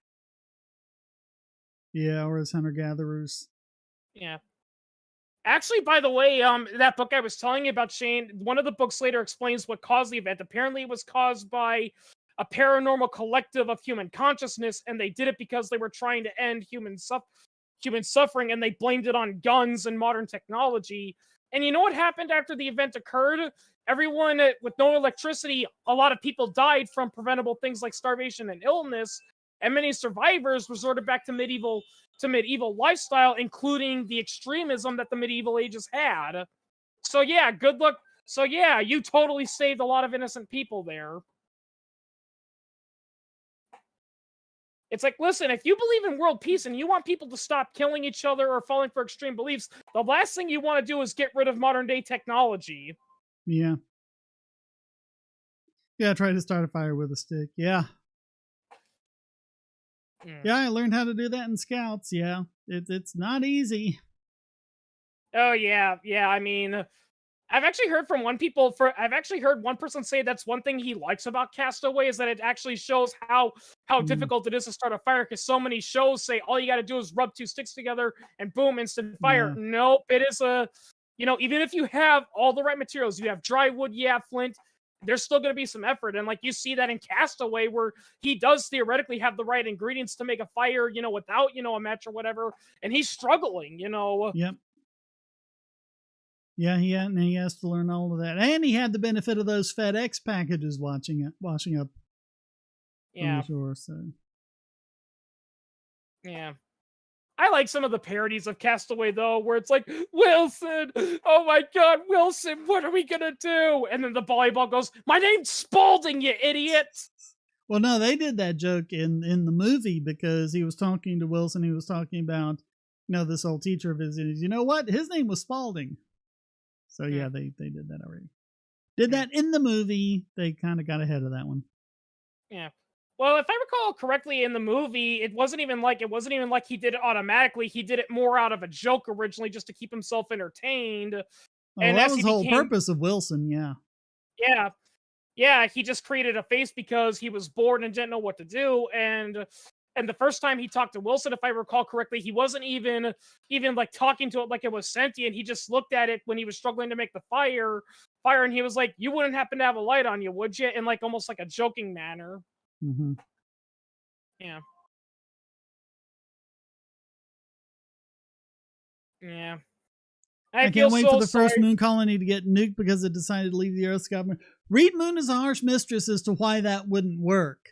Because the moon's gravity is low enough that it's easy to make a mass driver to just basically throw a rocket really high speed with incredible accuracy because there's no atmosphere. So when you try to launch the nuke, I mean, it's going to take days to get there. So they've got plenty of notice. Like, okay, do the math. Boom, boom, boom. We send the rock that way at that angle. Okay, boom. And you just shoot the nuke out of the sky long before it gets there. Yeah. Yeah, you know, I mean... Yeah, you know, it's another movie that doesn't get that everyone misinterprets, and that's Dr. Strangelove. Mm. And you know, when you really think about it, a lot of people have pointed out Dr. Strangelove was basically telling the message that the movie War Game was trying to show. You know, a lot of people are trying to say, you know, why the hell, you know, would these people deliberately launch a nuclear weapon, even though it would destroy everything? And why would the Soviet Union come up with that stupid self-defense system that could accidentally destroy the world just because of a misunderstanding? And that's the whole point. The whole point is that, you know, these guys are so obsessed with blowing things up and being the winner that they're not thinking through. That was the whole point. Yeah, it's pointing out the absurdity of it. Yeah, because it's a comedy. Yeah, it's a dark comedy. I mean, hell, yeah, it's not like a Marx Brothers yuck yuck yuck type comedy. So a lot of people seem to think it's serious, but no, it's a comedy. Yeah, though I do love that final line where that scientist inner Nazi comes out thinking about, you know, how they're going to repopulate the Earth, and he's talking about beautiful blonde woman, and then suddenly he gets up and his last words before the bombs are is, "Oh, mein Führer, I can walk!" Boom. Yeah. But yeah, you know, that's the whole point, you know, and I even like how they pointed that out, you know, it's like, oh, we have a system that will automatically destroy the world if anyone tries to attack us, hack us, but we kept it secret for years. And it's like, wait a minute, but that would only work if people knew about it. If people don't know about it, what if you get a crazy guy like that Air Force general that thinks that nuking the world is the only way to save the United States? How's that going to deter him if he doesn't know about it? And the Soviet scientist is like, well, you know how the premier likes surprises.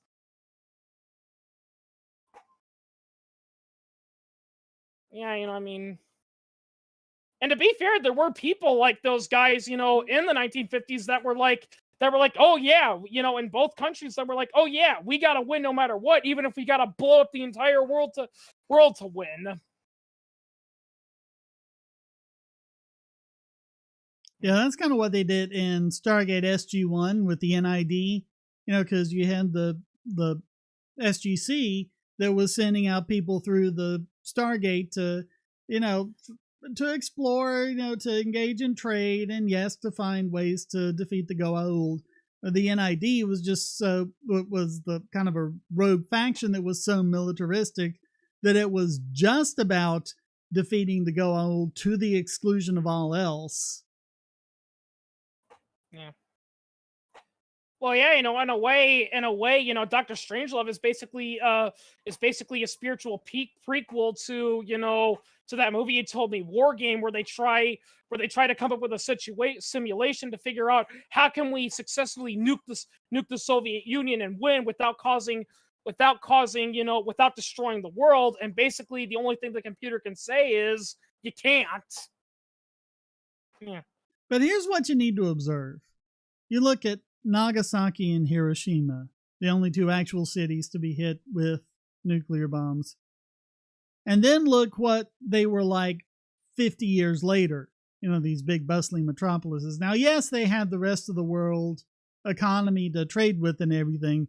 So, it would take longer, but when you understand that you can rebuild from that, whatever humans are left, 50 to 100 years after the nuclear war, we're going to have cities again.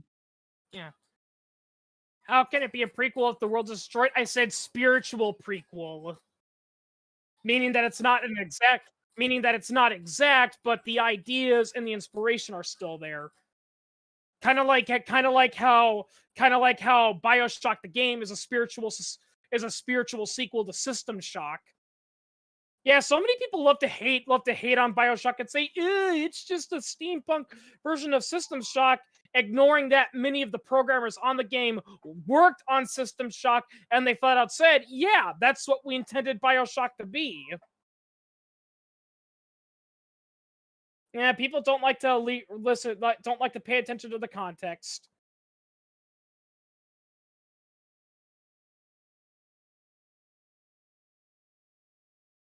I'd just rather be like the Protoss in StarCraft. You can make whatever you want as long as you know how to and you can get the energy. Then you just kind of warp it in. Yeah. That was another game I played back in the day with StarCraft. Yeah. Shane, things like the nuclear bomb, it really kind of makes me,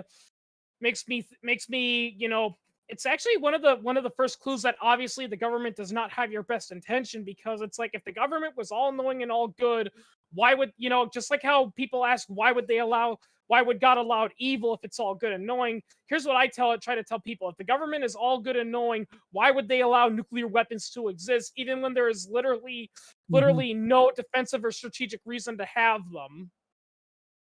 Mr. No says nothing original under the sun. Yeah, that's actually a fairly new idea, that when you come up with a story, it has to be original, you can't take from anything. Shakespeare did not create the stories of Hamlet or Romeo and Juliet or anything like that. They were existing stories. He was kind of doing like what Disney did with Cinderella, taking an existing story and telling it in his own way.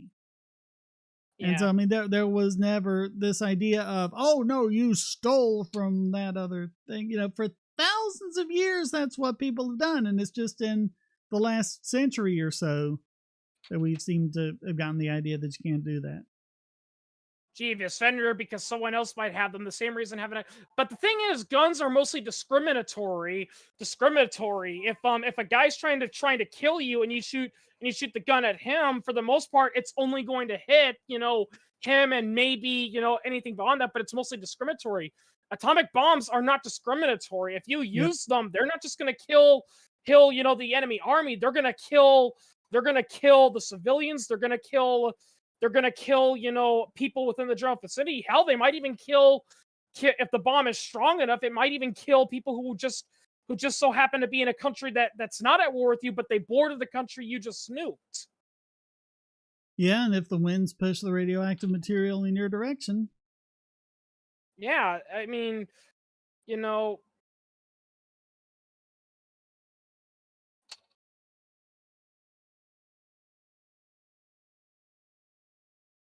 yes, but if you have nukes, maybe they don't nuke you. Well, if we didn't have nukes, we wouldn't have to worry about other nations nuking you.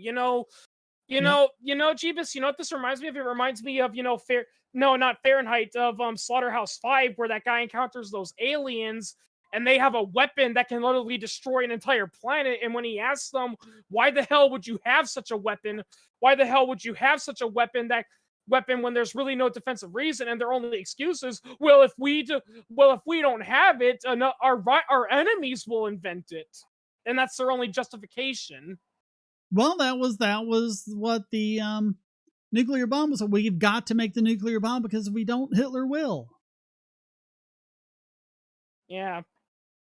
And then it was later discovered that the Nazis were nowhere near having the bomb. They weren't even working that diligently on it. It was kind of something they were exploring, but they didn't have like their own version of the Manhattan Project or anything. Yeah.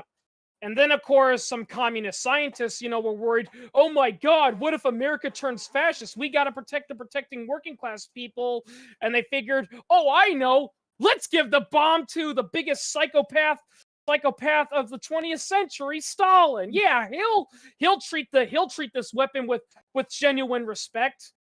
No, he didn't. No. Yeah. I don't understand the mentality of people like the Rosenbergs. Yeah. I mean, I think what they did to them was a horrible injustice, but what the Rosenbergs did was, at best, incredibly stupid. Yeah, incredibly stupid. I've actually heard there were actually a couple of, of communist scientists that later said they actually regretted selling it to the Soviet Union, especially after seeing it. Like, if I recall correctly, Albert Einstein himself flat out said that had he known that Hitler was nowhere near capable of developing an atomic bomb, he never would have worked on the atomic bomb, and not only would he have not given it to the Americans, he would have told his fellow scientists, don't make an atomic bomb for anyone, not the Americans, not the Soviets, not anyone, because nobody should have this weapon. Yeah. So I don't know if I told you, I actually had that idea for that one short story about how a guy comes from a nuclear ravaged, future, and he travels back in time, but he steals a hydrogen bomb from the 1960s. He tracks down the scientists and he tells them, not only should you not give the atomic bomb to the Americans, you will not give the atomic bomb to the Soviets either.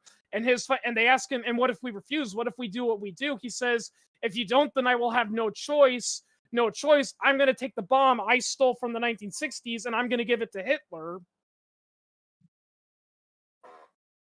Yeah, it's your choice. You either put aside your personal philosophy and what you want to do for the greater good of humanity, or you fall and you have to learn the lesson the hard way.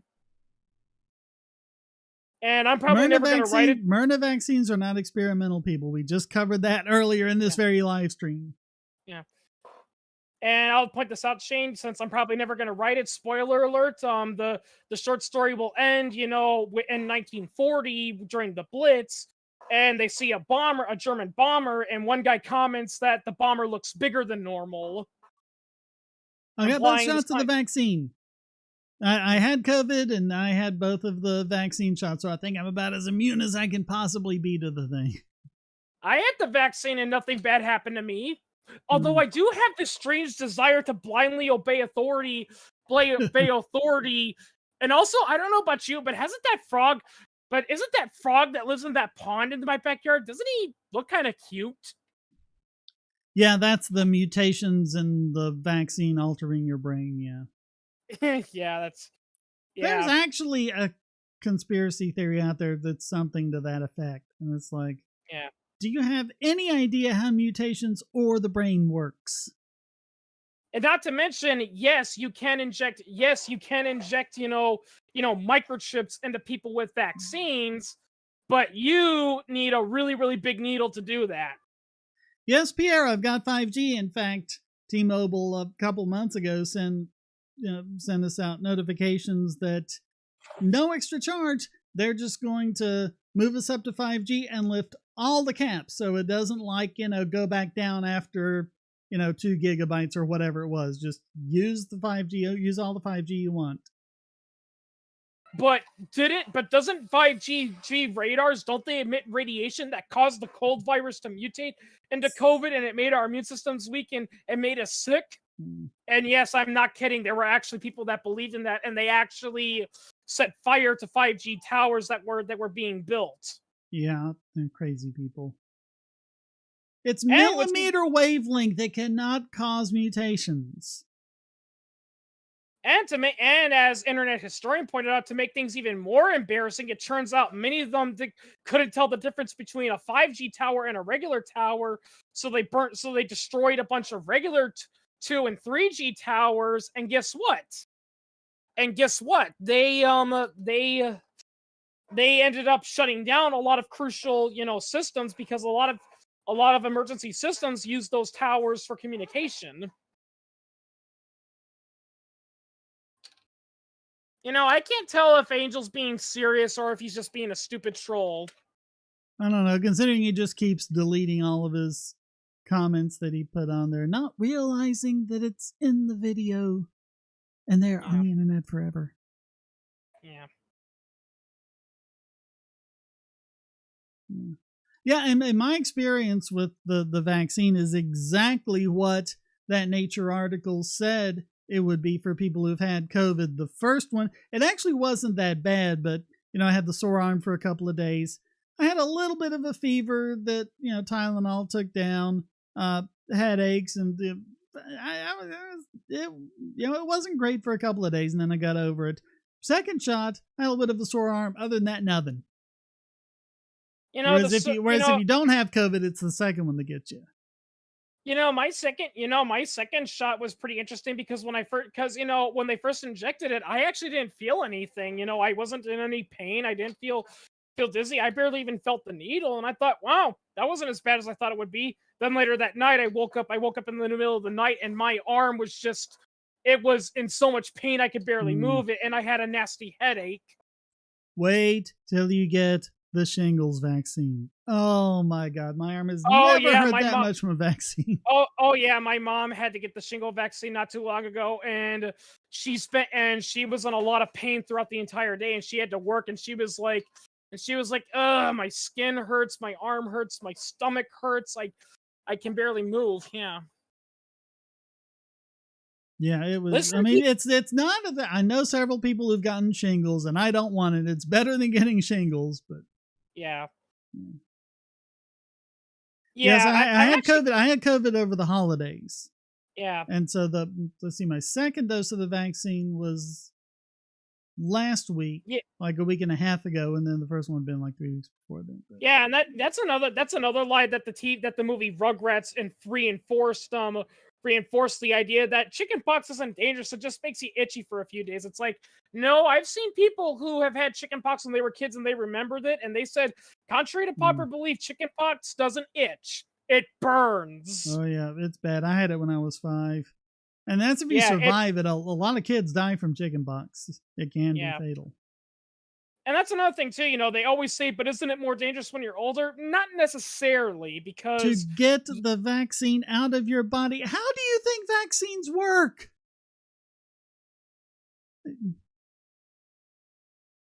And it's not a government vaccine, knock it off. Oh yeah, that's another thing. That's another thing too. Like, so many people are saying it. Yeah, so many people were saying, oh, the government was being a little bit too lax with ending the regulation. But it's like, Shane, they did. But if I recall correctly, they only did that because they were getting desperate. Initially, they were fighting every single vaccine tooth and nail, saying, "Oh no, it's not FDA approved. We can't allow it." Yeah, it was Trump. It was Trump actually who did who got him to do Operation Warp Speed. It wasn't until COVID. It's funny because a lot of those same people who were like, oh, Trump is evil, Trump is the devil, and everything, are all like, oh, wasn't it wonderful that our benevolent government did Operation Warp Speed? It's like, that was Trump. Yeah, don't get me wrong, I don't like Trump, and there's a lot of stuff I didn't do, but in all honesty, he is a case of, I honestly think, in terms of presidencies, we've had far worse than him. Oh, yeah. Yeah. Like, hell, one thing I actually liked about Trump was his foreign policy. He actually was, his foreign policy improved a lot after he got rid of John Bolton. Oh, yeah. That was good. Trump is only as good as the people who advise him. Oh, yeah. But if he's got bad advisors and he realizes it and he changes it, yeah. But Trump is not. look at all of the Trump lawsuits that are going on.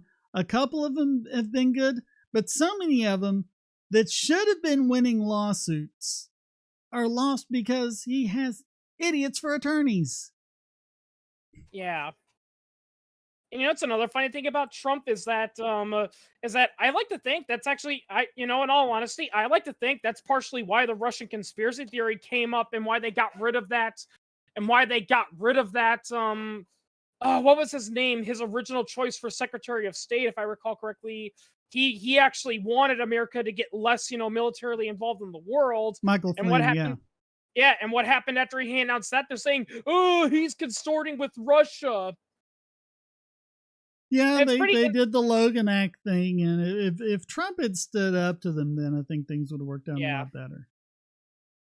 And it's so I'm funny. not deleting the video, Angel. You put something on the internet, it's forever. Yeah, I will say, the whole thing with Michael Flynn and all that, it's so funny because, yes, he actually was talking with Russia, but here's the funny thing that people seem to ignore. If I recall correctly, he was technically Secretary of State, and literally talking to other countries is part of his job. Well, this was before he was Secretary of State, but it was after the election. But he wasn't Secretary of State yet, and that was what they were saying. Oh, he's not supposed to do that because he's not, part of the government. And I mean, that was just, how many constitutional amendments does that violate? Which is why there's never actually been any prosecution of it. Because any prosecutors know that, a court's going to smack it down as unconstitutional. Yeah.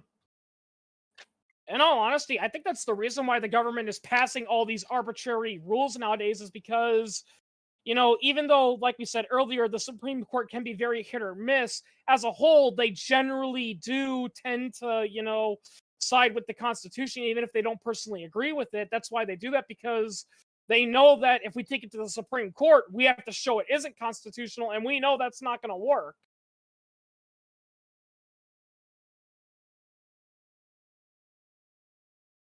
I mean, right, it is true. It's 10 o'clock. Anything else you want to get out before we go?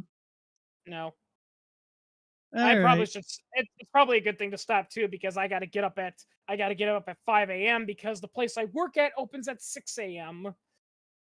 And guess what? They said even though my shift starts at 6, they say, "Oh, but you got to arrive 10 to 15 minutes early." Yeah. Well, thanks for showing up, and thanks also to everyone else who showed up. There was Wes, Scorch, Executioner, and thanks to everyone who commented, even Angel, even though he ended up deleting most of that. Yeah, Shane broke Angel.